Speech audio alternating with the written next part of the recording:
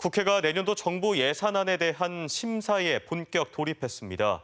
지난해보다 5조 원 넘게 삭감된 정부 출연 연구기관 등에 대한 연구개발, R&D 예산안 증액 여부가 최대 관심인데요.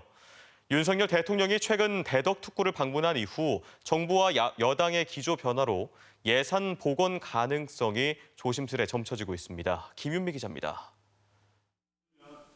정부가 제출한 내년도 예산안을 놓고 본격적인 심사에 들어간 국회. 지난해보다 5조 원 넘게 삭감된 연구개발, R&D 예산안이 국정감사에 이어 다시 도마 위에 올랐습니다.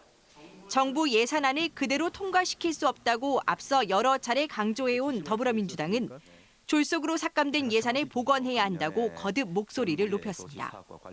불과 2달 만에 그렇게 하는데 그게 제대로 됐겠습니까? 빈대 잡으려다가 초가삼간 태우는 격이 되어서는 절대 안 되지 않겠습니까?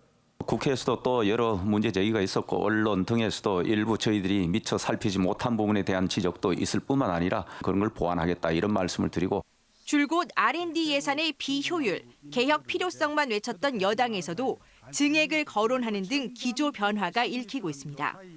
최근 대덕특구 50주년 기념식에 참석한 윤석열 대통령이 일부 R&D 예산 확대 방침을 밝힌 데 따른 영향으로 풀이됩니다.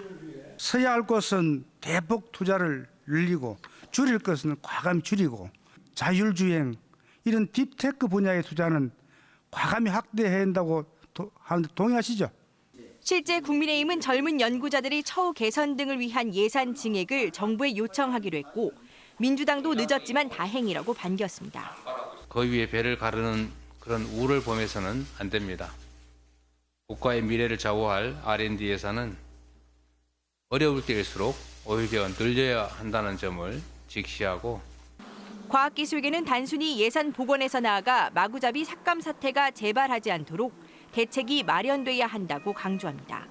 국회에서도 단순한 어느 분야를 얼마큼 증액하느냐의 문제가 아니라 이런 식으로 예산을 함부로 막 다루는 부분에 대해서 분명하게 지적하고 재발되지 않도록.